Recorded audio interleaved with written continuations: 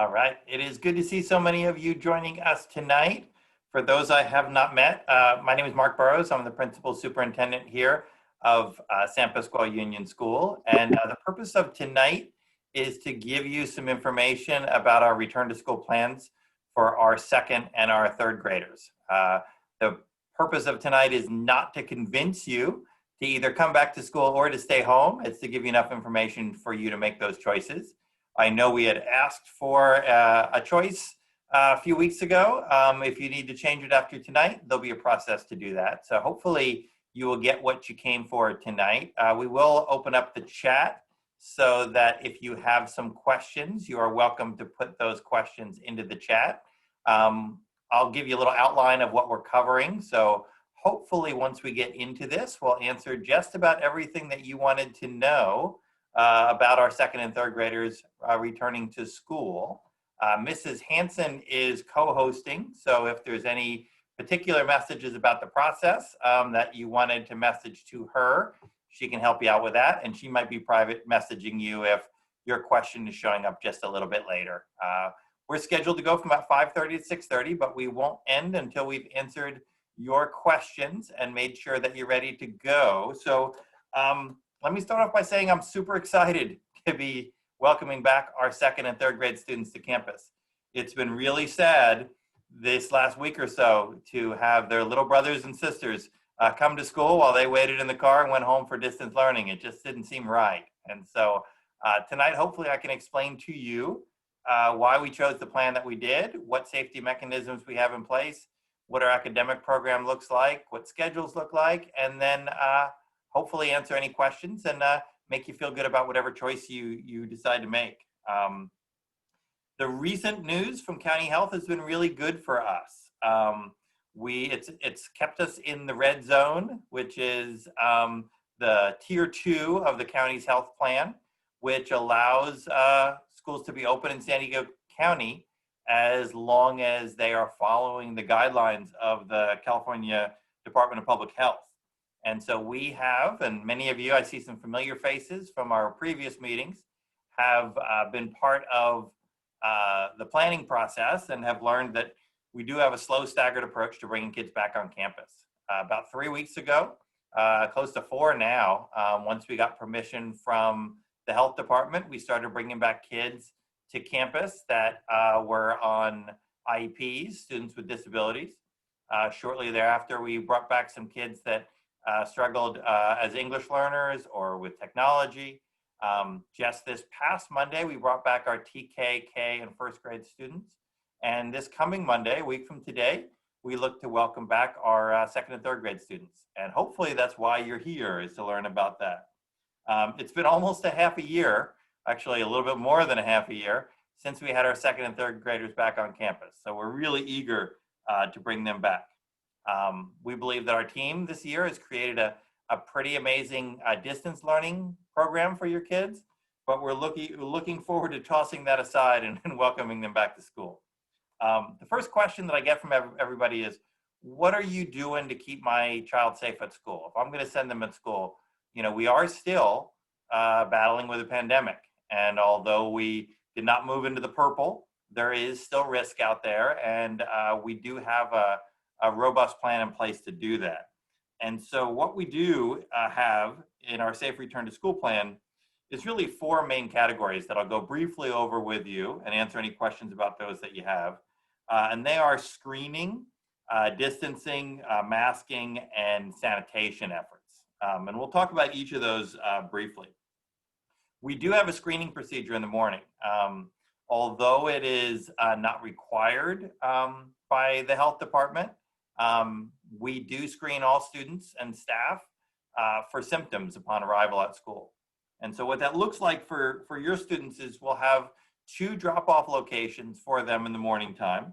If you have a TK, K, or first grade student, you know that we've been doing screenings in the front of the school. One of the reasons we have a staggered return plan is we want to measure our ability to handle the capacity of students that are returning to school. And so we are going to open up the kindergarten parking lot as a drop-off loop, and along with the main parking lot. Either one of them will get you where you need to go. During that screening procedure, we will ask you to keep your child in the car. I know that's hard, especially on their first day to come back. But the reason we want to do that is twofold. Number one, we want to avoid folks congregating on campus, which is not super safe. And we also want to make sure that your child passes the health screening procedure. And there's two components to that. One is some questions. And if you've been to the doctor or been to some places, you've heard those questions already. You may have them at your own work. And essentially what they center around is, do you have any symptoms? Do you have a fever? Do you have chills? Do you have a rash? Do you have runny nose? Do you have cough? Those kind of things. If we have students that do have those symptoms, we do not admit them to school unless there's some sort of a chronic condition that explains them. So if your child has allergies or something along those lines, we need some documentation for that. Because first and foremost, we want to make sure that kids are safe and that we're not bringing anything to school that we can avoid. The second piece of that is a temperature screen. And if your child has a temperature that is 100 degrees or more, they are also not permitted to be at school. So it's important to not send unhealthy kids to school. They will not be admitted, and we'll put them through the screening test. The other thing that's really challenging right now is that if a child is symptomatic, so we have a student that does have a fever over 100 degrees or does have symptoms that are consistent with COVID, those children are restricted from school for 10 days. And so it's a pretty rough bar. The guidance is pretty restrictive. We don't love it, but we aren't doctors, so we follow the advice of those that are. So just keep in mind that we do have a plan, and I'll go through that with you in a little bit, that if your child is unable to come to school, if you've chosen to return them to on-campus learning, and they're unable to come to school for a period of time, that we can consistently keep their learning going. So we'll talk to you about that. But when they first get here, we will start screening students. What we've done with our kindergartners and first graders is we've started their screening at 8:15. And the reason that we do that is teachers are ready to receive students at 8:15. So we screen that at 8:15. We have our ASB students out. We close our office down to have all our office staff out. And really what we do is try to not only screen in a very expeditious way, but also get students escorted to class. Because we know that some of your second and third grade students have never ever been to the class that they're going to. So we will have people here to help you get there. Like I said, it's important that they do come to school healthy. Once they do pass their screening, we do put hand sanitizer on them. Your students will be washing their hands and sanitizing their hands quite frequently throughout the day, but on the way in will be the first portion of that. Once they get to school, we will look to impose distancing measures to keep students apart as best as possible. Folks said, can you guarantee that my child will not come 6 feet within another person when they come to school? I can guarantee they probably will at some point in time during the day, which is why we look at these 4 components all together. We want to screen people to hopefully identify anybody that's overtly sick. We want to distance them as best as possible. Students will keep masks on the majority of the day. We'll get to that in a moment. And then we clean the children's hands and the spaces that they touch quite frequently. One of the big questions that we had, because this came up when we were looking at developing our plan, is how come we're not on a hybrid plan or a blended plan where half the kids come to school and half the kids stay home? And that was definitely one of our considerations when we rolled out, because we started looking at, okay, if we want to put kids in a classroom, how can we keep them apart? What we decided to do instead of the blended model, we were a little bit concerned about the blended model and the disruptiveness of it, and that you would have kids that would be here 2 days a week or every other week and not really get a consistent learning experience. So what we ended up doing is most schools that are doing these blended models are doing half the kids 1 week or half the kids one morning or half the kids one day and the other half. We end up reducing our enrollment by about 10%. And that came from students that were seeking interdistrict transfers, that we had denied interdistrict transfers because we wanted to make more room in the class. We had some students that opted to go to a charter school in the midst of all the pandemic, and that dropped our enrollment about 10%. We anticipate that we're going to have another 15 to 20% of the students that are going to choose to remain virtual. And that'll be an option. We'll explain to you how that option works. And so that dropped our class sizes down about 20–25%. And because we already start out with relatively low class sizes, around 20, the class sizes are pretty small. Those of you who are kind of wondering what we're looking like as far as class sizes, the average class size right now in grades 2–3 is 21 students. Is 19 students. Based on our early survey, about 13 students per class are looking to come and learn in class, while we have about 4 students that are looking to stay virtual per class on average, and about 2 that have yet to decide. So if you're one of those yet to decide, if we hadn't heard back from you on the survey, let your teacher know. We'll follow up with you, we'll call, because by the end of this week, we need to know whether you're coming or not and which mode that you're in. But getting our class sizes down to about 13 kids per student allows us to space out in those classrooms. And what you'll see in those classrooms is you'll see student desks that are placed apart, 6 feet apart in the situations that we can get them 6 feet apart, or they have barriers created on their desks. So what we found is that in those rooms, when we kind of measured them out, we had a room capacity of about 21 kids. So we had about 21 kids, and we expect about 13 to come. But when we talk to the teachers and we kind of look at the setup, teachers want to make sure that they can still have walking paths and different places where people can be. And so you'll have some areas that kids are a little bit closer, but where they're closer than 6 feet, our maintenance team has done a really good job of constructing barriers. And we ended up building our barriers instead of purchasing them, because we didn't love the ones that were for sale. The ones that were for sale either sat on the floor or sat on the desk, and they didn't really provide a barrier between a student that sometimes sits up in their desk and sometimes leans over. So you'll see that we have these L-shaped barriers that affix to the desk, where students are 6 feet or less. We also are practicing cohorting of our students. And what that means is that the students, when they come to school, they will stay within the cohort of their class. So for instance, if your child's in Miss Stephanie's class or Miss McLaughlin's class, or your child's in Miss Mahalski's class, those are the students that they'll stay with. And they'll stay with them in the classroom, and when there are break times, they'll stay with them at the breaks as well. And so we have designated areas on the playground where each class goes, and then we rotate that each week so that they get different experiences.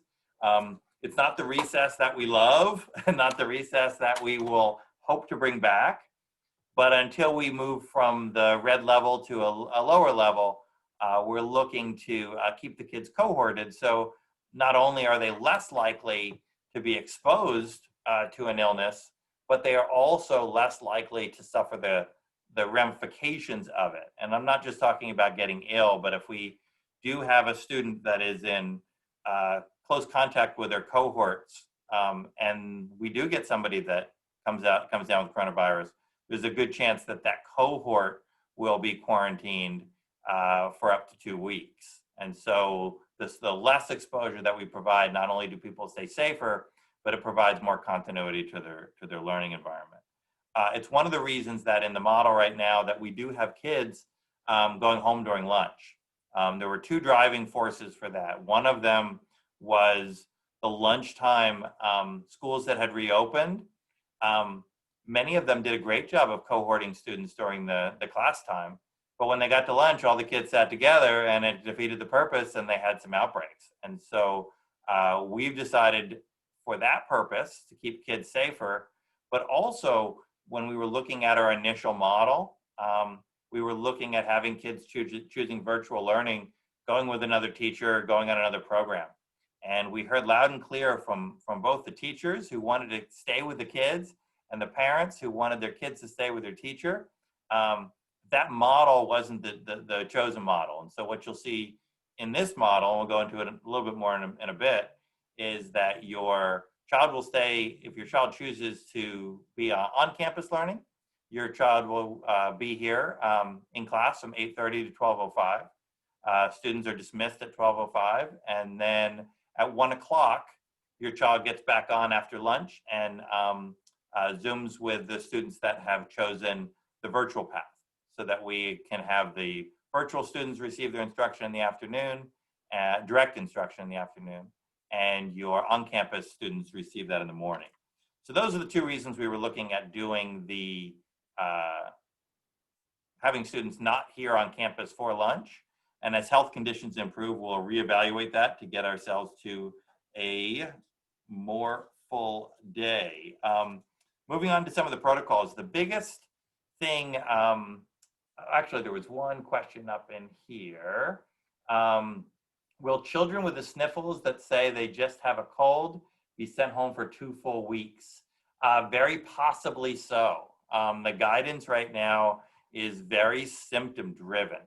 And what's unfortunate about it is that these symptoms are reflective of a lot of things that are not COVID, but they are driven very much by the symptoms themselves. And so we very well could have a kid that has a cold that gets restricted for a couple weeks. Typically, we're required to confirm that it's something else. The shortened piece of that is that students can produce a negative COVID test with 3 days of no symptoms and come back sooner. So there is a pathway to come in sooner. And fortunately, I can tell you that the testing is coming back quicker.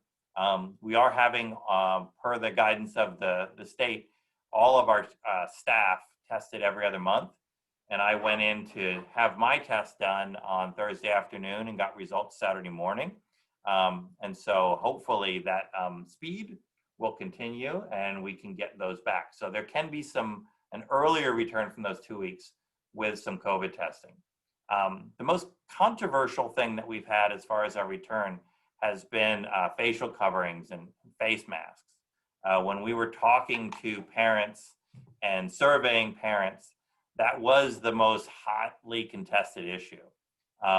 We have moved to a point since the early part of this discussion that the state did put some requirements in place. And what's interesting is in their guidance, there's very few absolutes in their guidance. There's a lot of recommendations and there's a lot of caveats of do it as practicable or as much as you can, or try to achieve this goal. Facial coverings were a little bit different. Facial coverings were a mandate for all students, 3rd grade and up, and all adults on campus. And so the Safe Return to School plan articulates that and says that if you're a 3rd grader or an adult, you're wearing a mask when you come to campus, wearing a facial covering. If you don't have one, we'll give it to you. We also followed the guidance on our kindergarten through 2nd graders. But what we found out is that as the guidance on kindergarten through 2nd graders is that facial coverings are strongly recommended, are highly encouraged.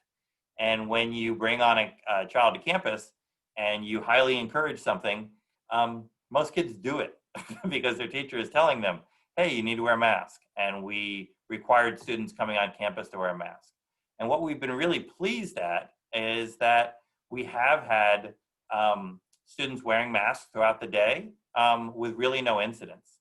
And so what we're kind of shifting our language is that the mask wearing for all students is expected, and similar to other expected behaviors, we will encourage them to do that. What we've also been pleased on is that we have not seen any health effects from students doing it. We haven't seen any emotional effects from students doing it, which were some of the concerns. And we've also seen teachers that were very thoughtful in ways to give kids breaks. Our K-1 teachers are making use of outdoor classrooms and outdoor spaces. And when kids are outside, if they're 6 feet from one another, they can take their mask off. Obviously, if they're eating and drinking their snacks outside, they have their mask off. Students who request a mask break, they're allowed to go outside and do that. And so we found some really good success with it. But prepare your child when they're coming to school that they should have a cloth facial covering, and before they can come on campus, they will need to be wearing that. Another thing along the eating and drinking lines, important to bring a snack for your child to school. In the past, we have sold snacks during the snack break. We are not initially doing that at school because we don't want different cohorts going to the kitchen to congregate. So send your child with a snack to school. The other big change is we do have our water fountains turned off because we don't want all students sticking their face in the same water fountain and possibly spreading disease that way. So bring a refillable water bottle for your child. We are making more uses of outdoor space. So we would encourage you to put sunscreen on and send your child to school with a hat. I'm not overly optimistic. Next week, we'll have a ton of outdoor space because it's supposed to be 100 every day. But have your child prepared to be outside for part of the day. Send them for some, send them with some water. We did have a request about facial coverings. The school does have the option to require all students to wear them as the Academy of Pediatrics, that all students wear masks in order to keep them and their teachers safer, like other districts. Yeah, I can tell you what I expect is right now, our safety plan, which changes frequently. It changes based on the new learnings that we have, either what we've learned or what science has learned, and the new recommendations. We bring it back to the board each month for review, but I can tell you that as we bring it back, it's going to be a more firm policy on the expectation that all students wear masks. So I don't know exactly where it's going to land, but I would expect that it's either going to say that all students wear facial coverings at school and not distinguish that K2, or it's going to be stronger language about it's expected. We had some parents with the TK1 who had some legitimate response. There was some objection to wearing masks, and they rightly pointed out the fact that if we are expecting it from students, strongly encouraging, if Mrs. Lee and I are coming down to talk to them to encourage them to wear masks, it's really not an optional thing. And so I think the difference is that your younger students, it's more of a teaching and learning experience. The older students, I think it's viewed more as a choice, but we will be encouraging students to wear masks and the expectations that they'll wear them. Like I said, we have not had any issues with our kindergartners and first graders, really in any capacity. And I think part of that is the thoughtful way that teachers have rolled it out as more of a, let's keep our community safe. And also the option to listen to kids and to get them outside so that they can get some breaks. And so I think that's what you're going to see as your children return. The fourth piece of this safety plan has to do with sanitation efforts. And so there was some concerns when we were rolling this out saying, hey, we're going to clean the campus a whole lot of, well, what chemicals are you going to use? And is that going to affect my child's allergies? And are you really going to clean the campus? Do you have enough people to do that? So I just want to give you a brief update on that. We did purchase additional equipment. We purchased 3 electrostatic sprayers. So if you guys have seen those, what they do is they take a cleaning solution, they turn it into a mist, you spray it all over, settles down, disinfects the entire room. And so we do that each and every night after students leave, disinfect each and every room. It is natural chemicals, and so there should be no reaction to that, but it does coat the room in a sanitizer. The other thing that we've purchased for within day use, because we're not going to go in and spray the room down while your kids are in there, not the safest thing to do. But what is a pretty safe thing to do is we purchased a product called the Lotus Pro. And the Lotus Pro is a product that takes tap water, runs electricity through it, changes it to aqueous ozone, which looks just like water, but chemically that content is changed and it becomes a sanitizer. It's safe for us to use in the classroom around students, maintains the properties of water, and so we can spray that on students' desks, we can spray it on door handles, highly touched surfaces. We use it in the office, we use it in the classroom throughout the day. So those are the 2 main ways that we kind of work to sanitize things. There's some talk about whether kids can share objects and that kind of stuff. And you'll see in our plan that we really do look to minimize that. And so unlike in past years when we ask you to bring in pencils to share with the class, we're really going to be looking at sending out some information that you really in it for yourself for the most part. You're bringing your own kids' stuff, and we'll have your kids' stuff separated from others. But there will be things that kids will use the same something. You know, we'll get to the point where kids will get to play with playground equipment, and we will sanitize both their hands and the equipment in between. The Lotus Pro stuff will be used for a lot of that kind of stuff. We will be encouraging your kids to wash their hands throughout the day. And so, like I said, on their way into campus, we're sanitizing their hands. Every time in the classroom we are, when they leave the classroom, before they eat, if they happen to sneeze, those kind of things. So encourage your kids to maintain some good hygiene. We'll have lots of hand sanitizer. And like I said, there's lots of hand washing that's going on. So we will be encouraging that. The other thing that we're looking at is encouraging more ventilation. And so you will see classroom doors that are open more often. We've upgraded all of our air filters to the highest filter that we can put in, which is a MERV 13 rating. I did not know what a MERV was before this, but it's a high rating for air filters. And we are working with the teachers, as I mentioned before, to develop some outdoor learning options for kids. So getting them out for all or part of the day so that there's additional ventilation that's going on there. Like I said earlier, none of this is a sales pitch to convince you to send your kid to school if you're not ready. I'll go into the academic program, but let me talk about the modalities first. Essentially, if you choose to keep your kid on distance learning, we'll still provide a quality educational experience, and you'll still be connected to your kid's teacher. Like I said, there'll be an AM time for the kids that are in class and a PM time for the ones that are staying at home. And then if you do choose one of those models, we do expect you to stay in until the end of trimester. There's a chance that we could move you sooner, especially if you come to school and you're not, thrilled about what the environment is, and you say, hey, I feel more comfortable with my kid on distance learning. That's a pretty easy move for us to make because it doesn't affect the size of kids in the classroom. If students are looking to move from a distance model to an in-class, a lot of those requests we'll put off till the end of the trimester, both for consistency in their learning, but also for the space that we've developed in the classroom. So part of our model was we know that some people are going to choose distance learning. One of the reasons that we've surveyed you on that so often, and the people choosing that has stayed pretty stable around 15 to 20%. We're fairly optimistic that as we move into the year that the conditions will improve and we won't have to have so much of this stuff, but that's kind of the plan for that. But people are asking kind of what does that look like? Like I said, we have the two options. We have the in-class or the distance.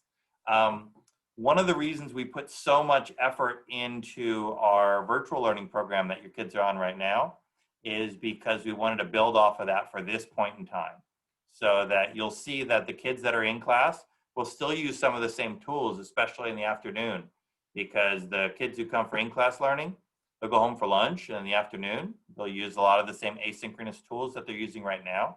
The students that are choosing to remain on virtual learning will have those asynchronous tools in the morning and access to the teacher in the afternoon. Fridays, it's a 4-day a week for those coming to school. Fridays is a virtual day for everyone. Teachers will look to bring the classes together for that day. And then the learning for the connection to your teacher and the learning will stop no later than lunchtime. And then teachers use that to get prepared for your students for the next week. So what we're seeing and what we heard from a lot of people is that it's really helpful for you to know before first thing Monday morning kind of what to expect as we move through. And this will give you an opportunity to do that. This question is, when do I have to decide what model? Most of you have already put your preference in, and if what you put in on the survey is what you still feel now, that's the decision. We'll move forward with that. If you haven't, let your teacher know soon. We'd like to know probably by Thursday at the latest, so that we make sure that we have accommodated for all the students that are going to be here and have a plan in place for those that aren't. So let us know by Thursday if you have not already. We already talked about changing your mind. The one thing that's going to be a little bit different is this Friday, because we're transitioning from regular instruction to distance to in-class learning on Monday. Your teachers will bring in for a shorter session in the morning time, because we're going to walk through all the safety protocols, all the pick up, drop off, all that kind of stuff with teachers. So Friday will be a shortened day for your synchronous learning for your teacher, but that will be just this Friday only as we move through.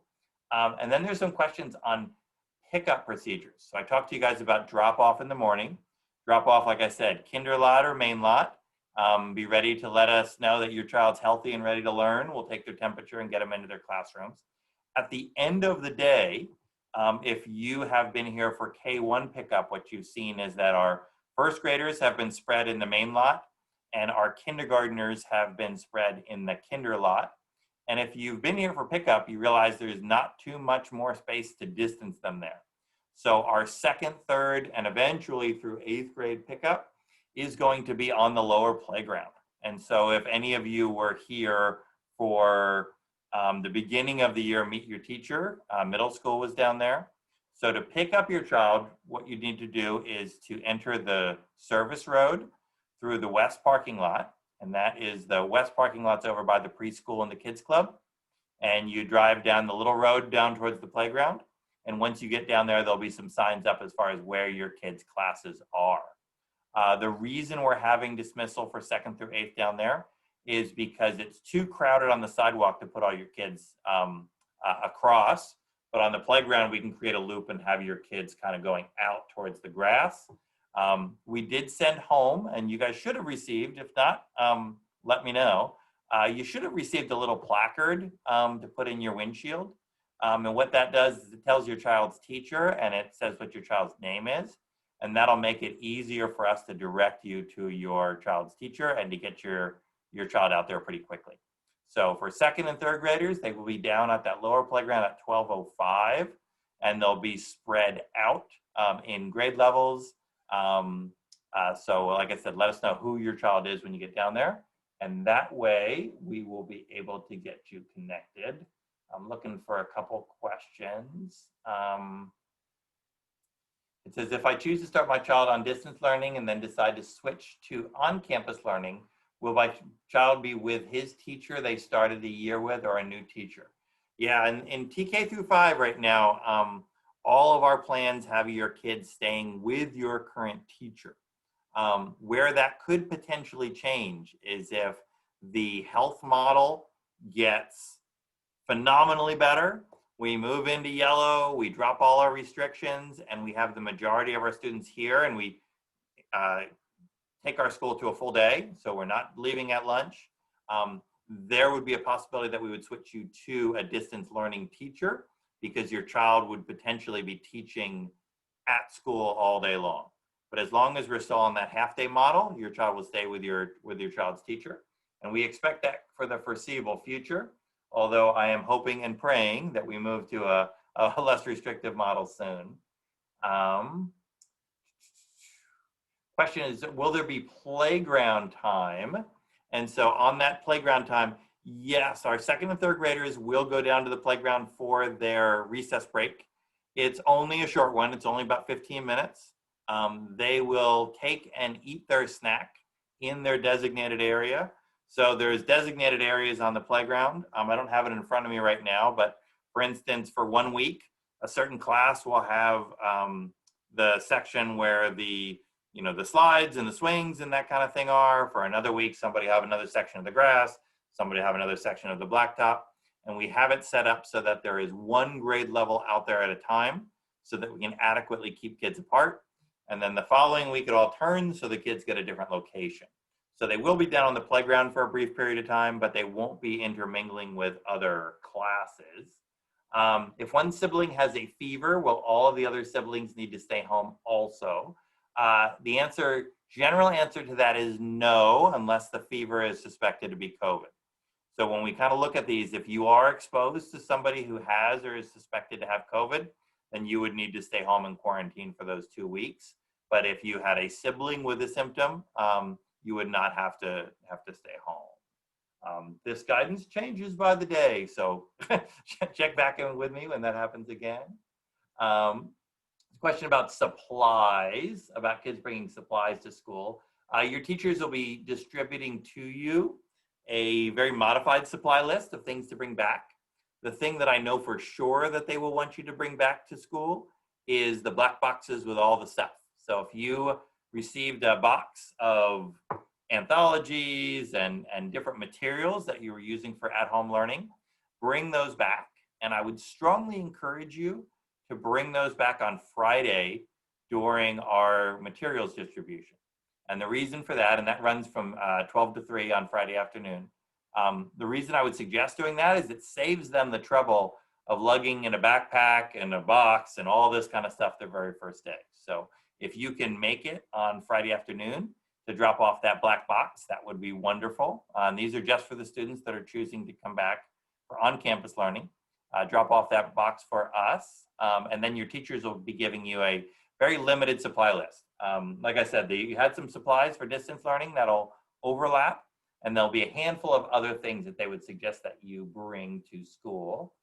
Want to talk to you a little bit about nutrition, meaning like breakfast and lunch and that kind of stuff. Our snacks, as I mentioned earlier, bring those from home, send them from home. We aren't going to be selling snacks.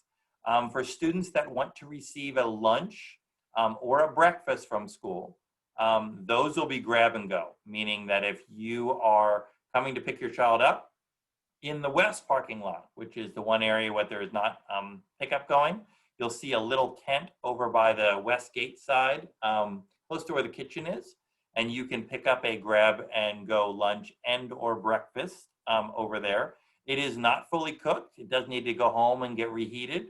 And if you receive free and reduced lunch, typically we'll do your breakfast and your lunch at the same time and send those.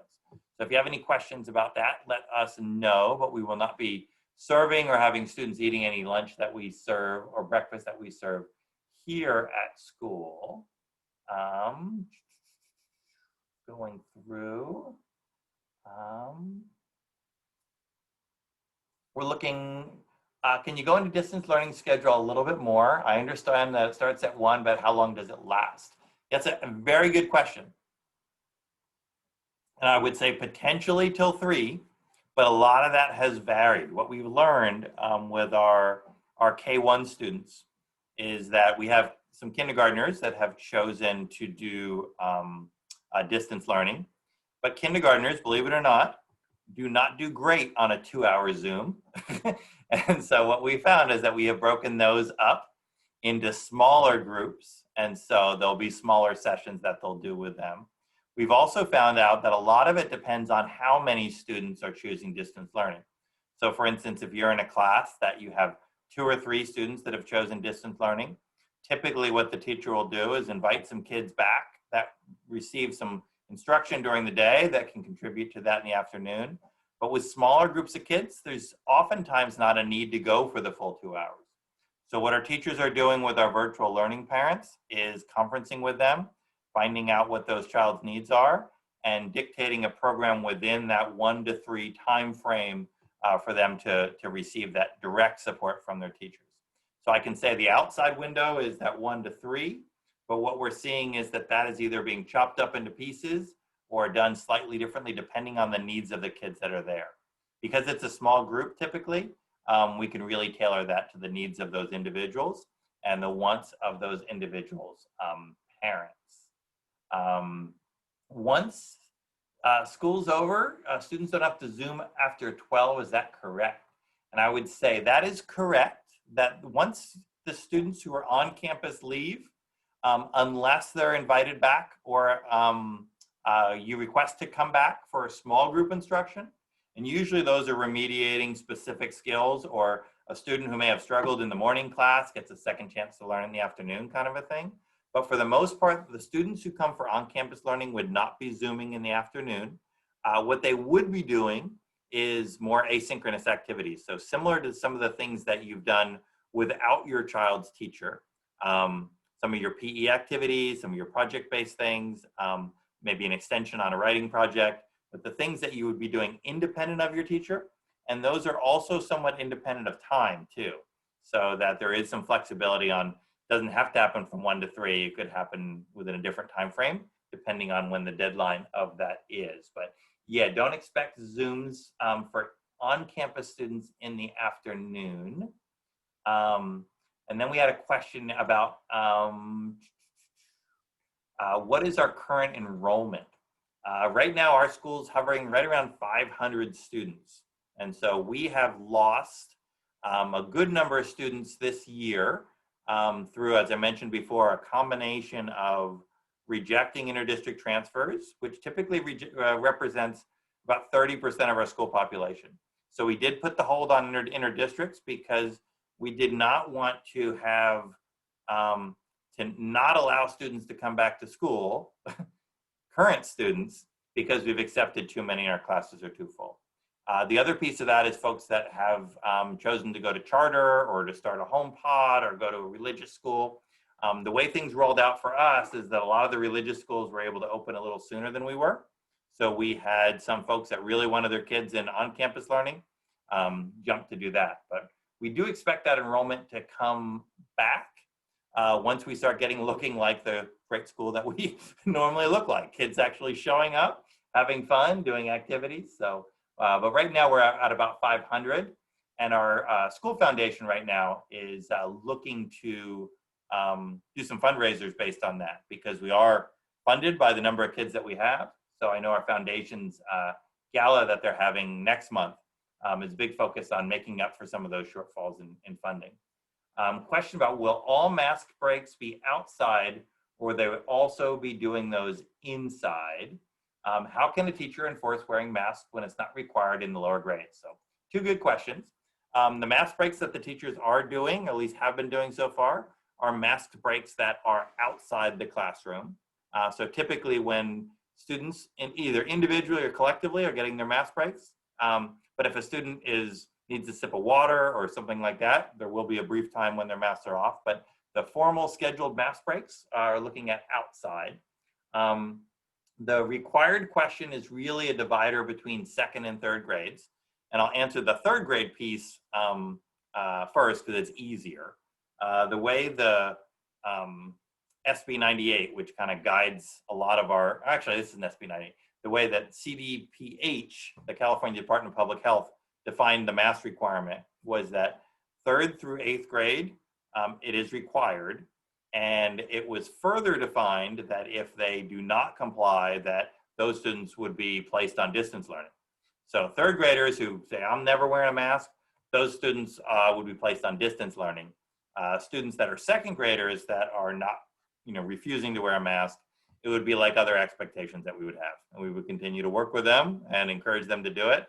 If they were engaged in overt behaviors that were threatening the health of others, we'd address that similar to how we'd address other things. But fortunately, we've been in a very good situation in that we haven't had that as an issue. Like I said, we've had kids that have been compliant, and I think what's happened is we've kind of moved to a place where masks have become so ubiquitous, and as they come to school, their teachers are wearing and their classmates are wearing it, and the kids have been good with it. There's a question about face shields. Face shields are not permissible absent a mask. So typically what we use face shields for here in school is if the teacher needs the mask removed to complete one of their objectives. And sometimes those can be communication, especially if they're trying to teach vocabulary, working with 2nd language learners, working in speech therapy. We have the mask only. But typically the mask is used in conjunction with a face mask, and so, the facial covering. And so for students, they would not be permitted to wear just a face shield. They would need a facial covering either with it or instead of it. Should we return the school issued Chromebook along with a box of school supplies this Friday, or keep the Chromebook at home? So that's a good question too. Because if you're returning for on-campus instruction, because you will still be doing asynchronous learning in the afternoon, if you need that Chromebook to do that asynchronous learning, I would suggest that you keep it. And if you no longer need it, feel free to return. But you aren't required to return the Chromebook. We'll look to bring those Chromebooks back once we've fully moved back and there isn't any school day requirements that would require your computer. Will TK and Kinder be out by 12, a little earlier like they're doing now, so we can get to our third grader and not be so late. So yeah, we'll probably have our TKs and kinders out just a little bit sooner than our 2 through 8s. There has been some talk about trying to get families together, and what we realized is that once we started moving children from one group to another, we lost a little bit of control of our cohort stuff, or predict we lose a little bit of control. So we appreciate that, but yeah, we expect to have our TKs and kinders out a little bit earlier than those, but I don't think you'll be too late heading down to those. It'll be one big long line at the beginning, but hopefully similar to TK and kinder, it will move fairly quickly and we'll get you out of here. If our total campus is 500, why can't we model ourselves after a private Christian school? Will we try to get back to full day instruction? And if so, any idea when that would look like? Yeah, so a lot of it is a little bit less about our total school enrollment and more about how many kids are in our classes. And so I think if we look at that, I think some of the private Christian schools have somewhat less, I'll say this in a really nice way to all of you, they have less labor issues. And so when you look at some of the private Christian schools, they are able to navigate in a way that has a little quicker path to getting all their students back. I can't speak though to how big their classroom sizes are. And so when we really looked at ours, the reason that we're slow rolling it is, number one, we wanted to make sure that we can bring back kids who are the neediest first, which is why we started out with our special needs students, our language students, and then our TK, K, and 1, who, quite honestly, I know your second and third graders probably don't love distance learning, but kindergartners are even worse. And so we wanted to make sure that we got those kids back to school first. The reason we did it in a staggered approach as well is we wanted to make sure we knew our capacity. We wanted to know how many kids could we effectively screen and still get kids in the door without bunching them up. And then we also want to know how we can get kids out the door without bunching them up. And that's one of the reasons why we're looking at it. So I can't speak too much as far as the specifics of the Christian schools, but I can talk to you a little bit about the full day instruction. We're putting this in place. We should have this plan presented to the board in 2 weeks, which is really looking at the 4 levels of, or the 4 tiers that's set forth in our county as far as how safe things are. And those 4 tiers are, tier number 1 is a purple tier, which says, the sky's falling. And then you have tier 2, which is the red tier, which says, hey, you need to pay attention to this. And then you get into the 3rd tier, which is the orange, which is the moderate stage. And then you get tier 4, the yellow one, which is a minimal risk. They don't have any tiers that say there's no risk at all. So hopefully someday we'll get to there. But we're looking at resuming, if we can get some board approval for it, normal functions at school when we get down to that yellow tier where we have some minimal risks. We're going to look at pulling back some of these restrictions when we get to the orange tier, when things in the county are a little bit safer. So you'll see those things changing contingent upon health conditions. There's a chance we may be able to disaggregate some data beyond the county level more locally and make some decisions there. But our initial plans are looking at pulling back as the conditions in our county get better. Will kids who attend in person but have a cold or need to quarantine be able to hop onto the virtual Zooms in the afternoon?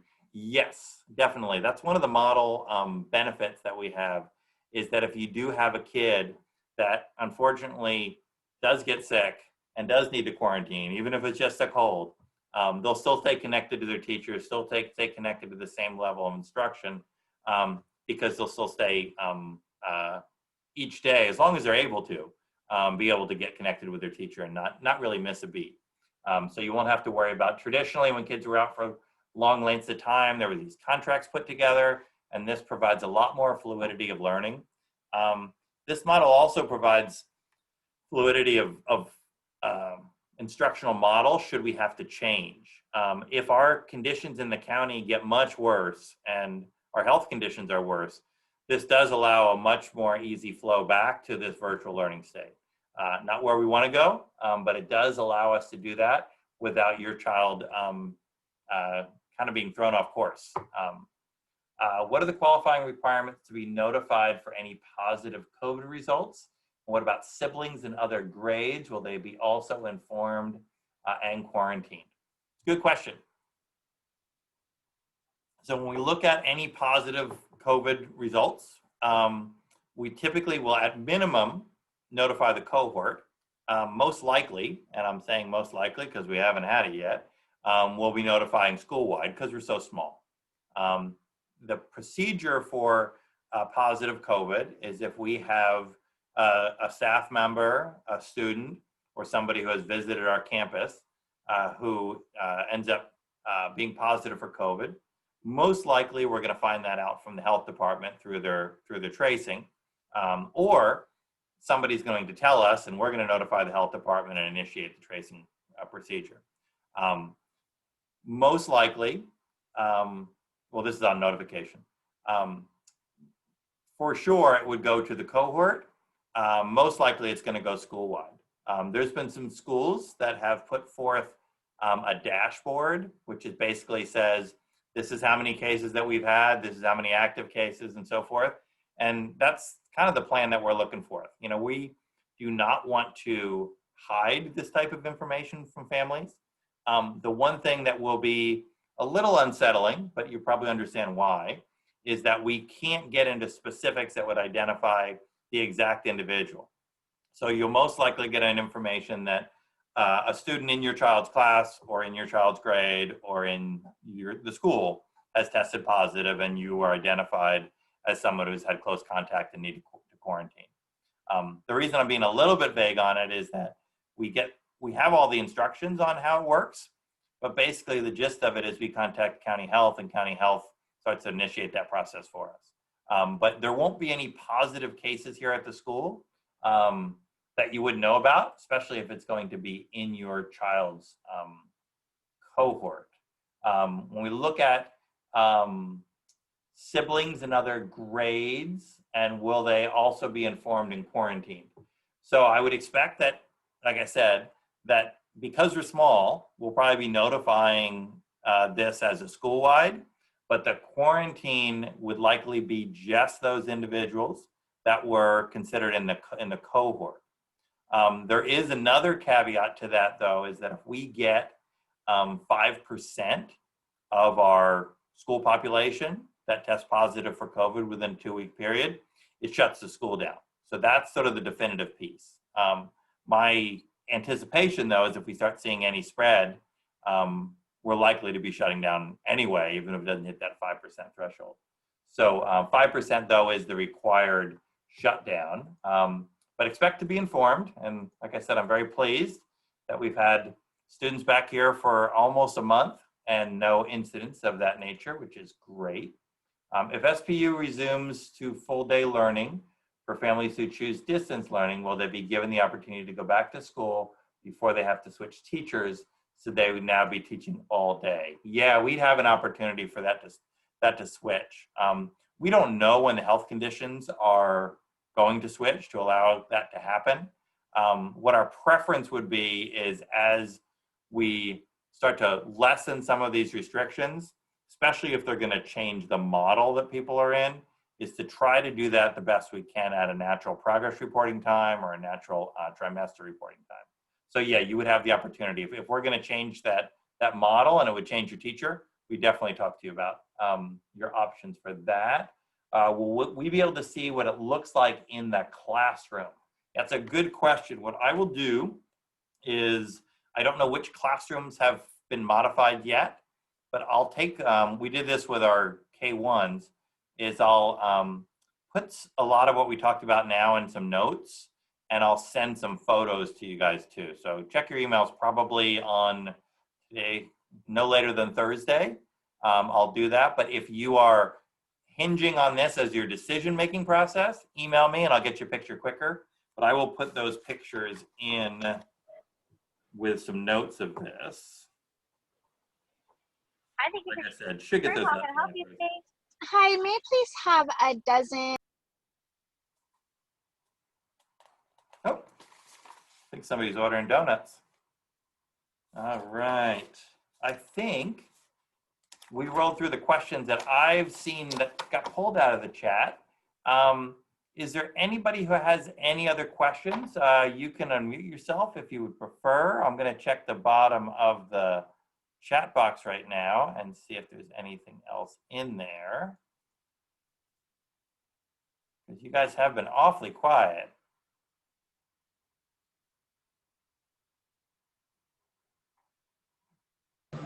I have a question. Oh yeah, please do. Hi. So when's like if we've already submitted our survey and we want to submit a new survey, are you guys going to be sending out that survey again for us to resubmit? No, it's even easier. What I would suggest that you do is just let your teacher know. Feel free to copy me if you want to email it, and we'll just change you on that list. So yeah, if you change your mind, yeah, just let us know, and we'll change it up. Okay, perfect. Thank you. Yep. I had a really good question that came across that had to do with kids walking to school, and I didn't address that because it wasn't a big issue with our kindergartners and first graders. So what we expect with parents is to have when you pull up, we do the screening while the kid's still in the car with you, so that if they don't pass the screen, you're still with them and can take them. We would encourage kids that are walking to school, we would encourage them to walk to school with an adult that would be responsible for them. But we also know that that is not the case for everybody. What I would do is if your child is walking to school and your child's walking to school unaccompanied, at least unaccompanied by an adult, is to make sure that you have the ability for us to get in contact with you in the morning, and preferably if you work, is to have somebody who has some flexibility in their schedule be able to come pick them up.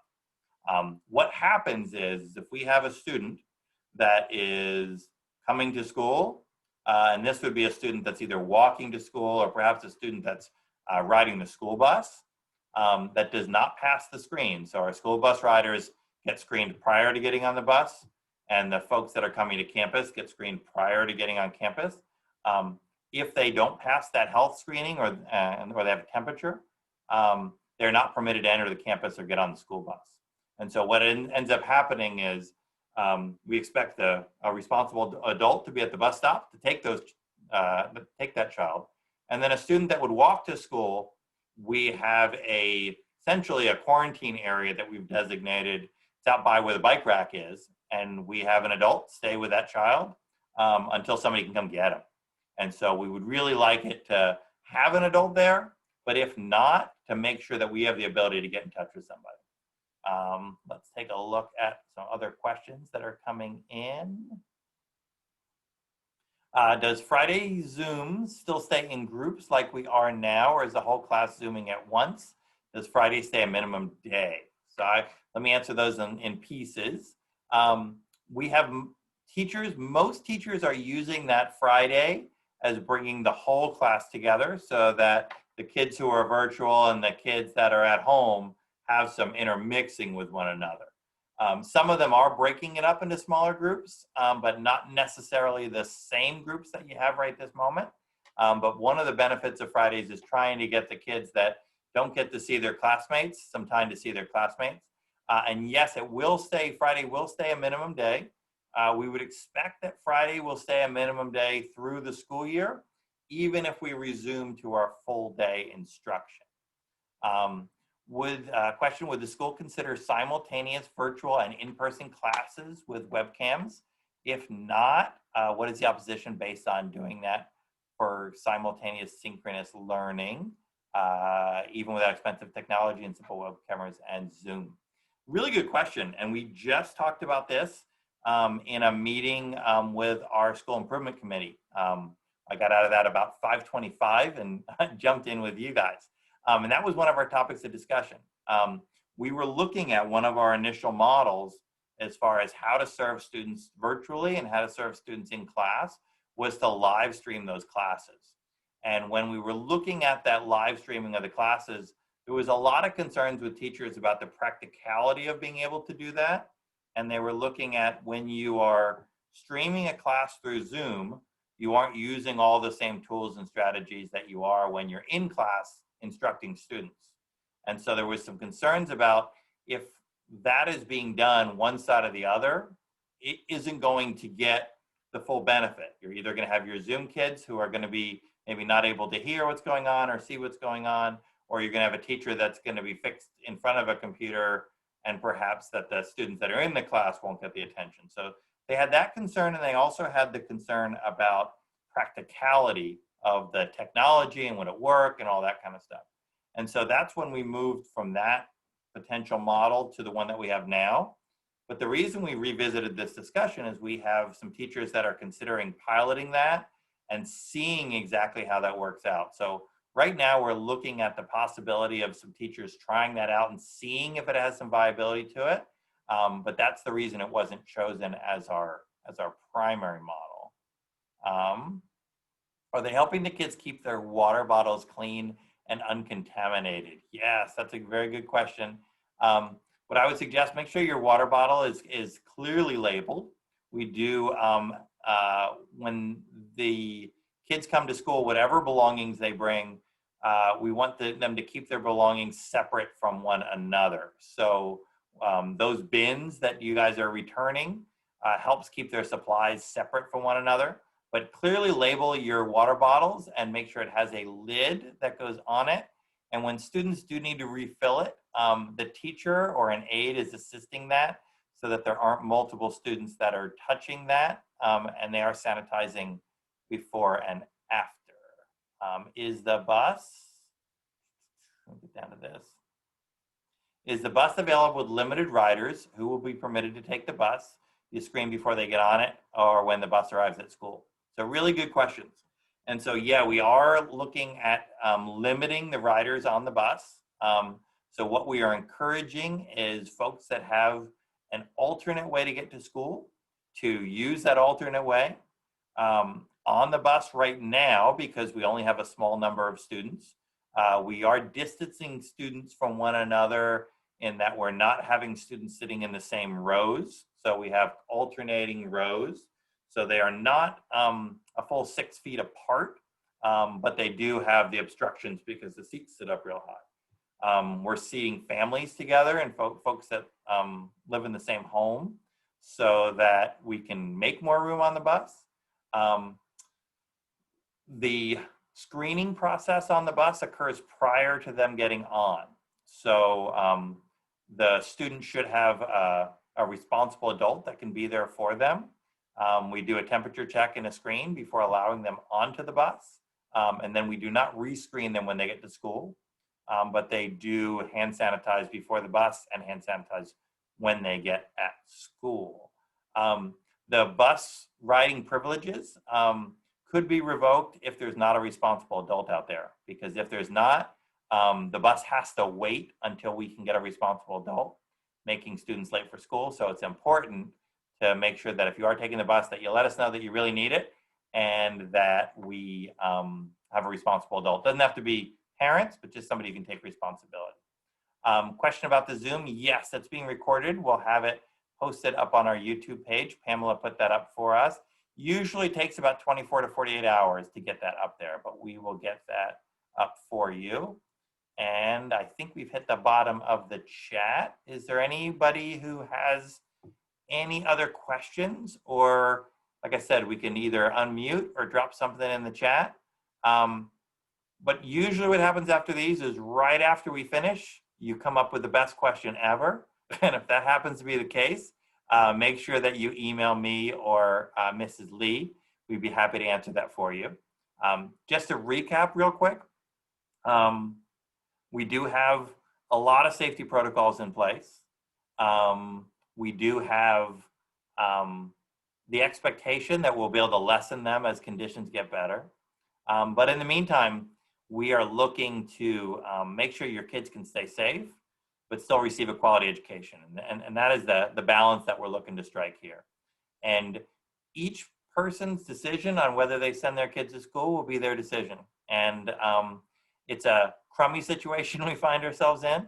We're not trying to convince you to go one way or the other, but we really do want you to be well informed, and we want your children to be well educated. So like I said, if you have more questions, reach out. I'd be happy to talk to you about it. The other benefit of the staggered approach is that we, last week and this week, are doing kindergarten incredibly well, fixing anything that needs to be fixed in preparation of second and third grade. And as we prepare for second and third grade, we'll do the same with you guys. So let us know, because our goal in bringing kids back slowly is to bring them back safely and to keep them back. The schools that have rushed into this, I know there's a question about some of the Christian schools that are moving a little bit quicker. Many schools that have rushed into this have seen problems, and we are going to do everything we can not to. So I really appreciate you guys, and I really appreciate your time. I know depending on where you are, whether you are helping to teach your kids in the day or you're working your job through one of these screens, another hour of this is probably not your favorite thing. But I appreciate you taking the time, and I really do mean that. If you have questions, email me, call me. I'd be happy to talk you through it. And I look forward to seeing many of you in person for the first time in a long time on Monday morning. So we will continue to get some messages out to you guys. We really thank you for your partnership. I know these 6 months have been terrible, and I'm looking forward to Monday getting a little bit better and seeing a little light at the end of that tunnel. So thank you guys for joining us tonight. I look forward to seeing you next week. Anything I can do, reach out and let me know. All right. Bye, guys. Have a good one.